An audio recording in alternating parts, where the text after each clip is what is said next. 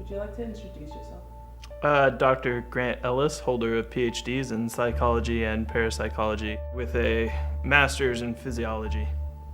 My name is Dr. David Archer. I have a degree in biology with emphasis on neurology.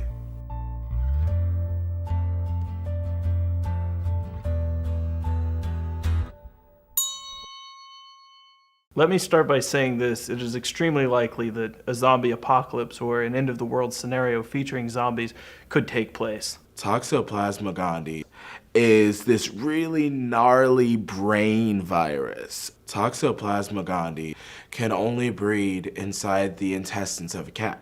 So it will then infect a rat, and it causes the rat to seek out cats and basically be a little tasty treat. Let's begin with talking about toxoplasmosis.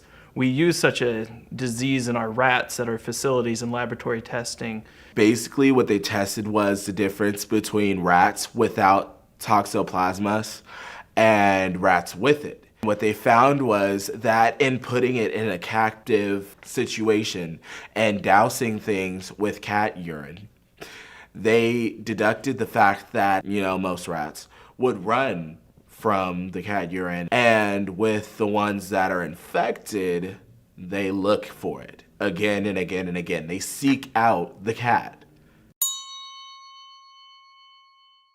A variant, a mutant of this virus can infect a human. Loss of rational thought and muscle control, reducing a human to their most prime and basic instincts. They become nothing but a ravaging, thrashing ignoramus, and it would be bad. It would be bad. So this toxoplasma gets into their brain? The rat no longer...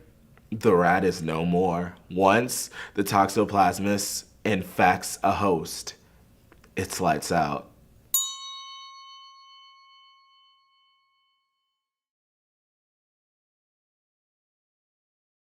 Mad cow disease. It's not very pretty.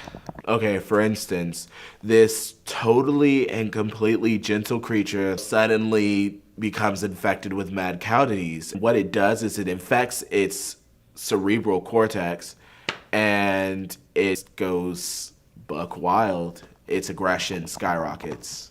Perfect example, 28 days later.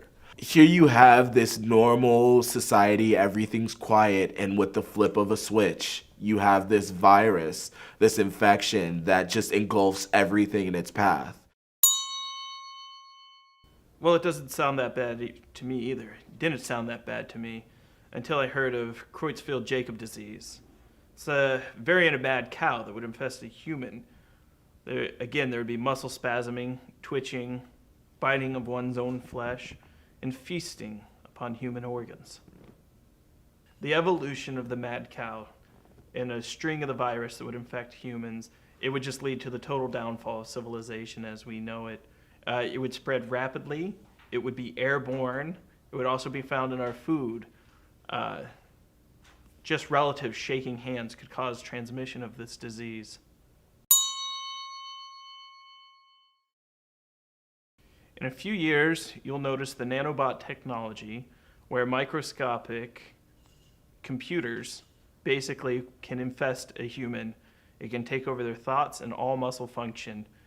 Basically, you would be able to be controlled by these parasitic devices.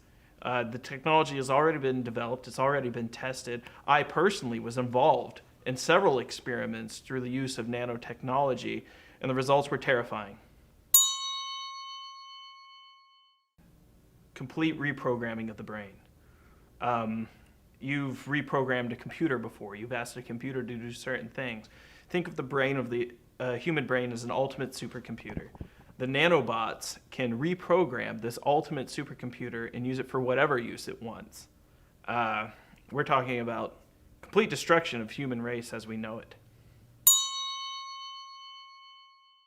So what are any last words you want to say to people who would listen, would actually listen? I'd have to say, if you know of a really good handy shop with, let's say, knives, guns, I would have to say you get there as quick as you possibly can, you make connections, you make friends, you make sure they like you, and you just pray to God that you don't end up dead. Snack witch. Pray. Just pray. Science won't save you. There's no escaping from the virus. All you can do is fight, and at some point you're gonna lose. And that's the ultimate design.